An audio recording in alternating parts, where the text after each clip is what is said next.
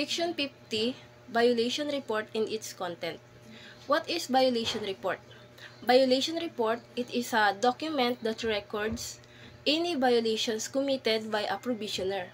It contains important details and is submitted to the trial court for further action. What should be included in the violation report? First is facts and surrounding circumstances, or a clear and complete explanations of the situation, including nature of the violations. Nature of the violation must contain what kind of rule or condition was violated. Or example is failure to report to the probation officer as required. Second is specific acts or omission. So, it must contain what exactly did the probationer do or fail to do that lead to the violation. So, example is the probationer, Juan de la Cruz, failed to report for his scheduled monthly check-in without any reason. And third is details of the event. So, when we say details of the event, it must contain place, date, and time when the violation happened, and the statements from witnesses. It includes testimonies from arresting officers and victims. Example, officer in charge, Maria Claudette, stated in her affidavit that Juan de la Cruz did not appear at the office for his scheduled visits. The apprehending officer, PO1, Ricardo Lopez, reported that Juan was later seen in a nearby town engaging in activities that is prohibited in his probation condition. And the last one is other relevant details. So, it must contain any additional evidence or information related to the violation. Example is, CCTV footage showed Juan at a gambling establishment on the same dates he was scheduled to report to the probation office. Blessed morning, sir. My name is Ana Palma, and I will be going to explain or report the Section 50, which is the violation report and its contents, together with Ms. Shaidal Padon. And this Section 50 only explains on how probation violations are reported, reviewed, and submitted to the court. And I will be going to explain the 3 last sentences sa section po na ito. So I'll be going to read the 3rd sentence to the last. So it says that probationer's response, explanation, and clarification duly sworn to before a notary public and other supporting testimonial, documentary, and object evidence. And so these parts gives the probationer a chance to explain their side if they are accused of violating probation, and also they can respond to allegations such as halimbawa hindi sila nag-a-attend ng meeting, or may binibreak silang mga rules or curfew, or nag-fail na naman sila na sa mga pinangako nila is hindi nila nasusunod. And they can explain kung bakit yun nangyari.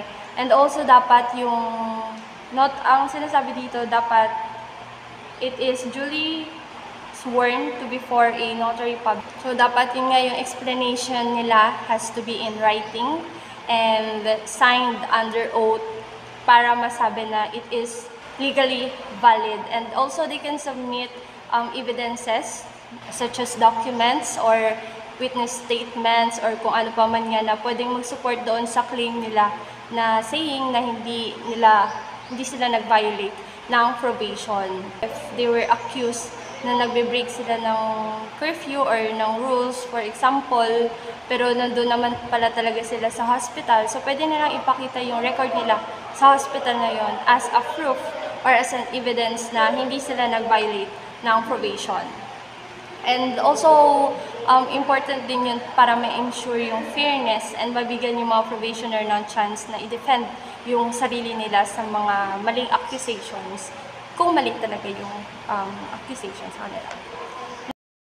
Next one is findings, assessment, and recommendation of the probation office. So, ito naman yung part na kung saan yung mga probation officers is nag-i-investigate sila and nagde-decide sila kung ano yung susunod na mangyari dahil doon sa pangyayari na may naging violation yung isang probationer. So, dito is yung findings. So, dito pumapasok yung i-check ng mga officers if talaga bang naglabag sa rules yung probationer, and doon nila i-review yung mga evidences na maipapass or na meron sila. And then second is assessment.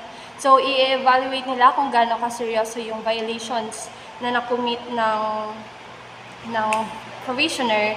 And lastly is i-recommend nila yun sa probation office dahil kasi nga based doon sa findings nila, isa-suggest nila kung ano ba yung mga actions na pwedeng gawin or should be taken.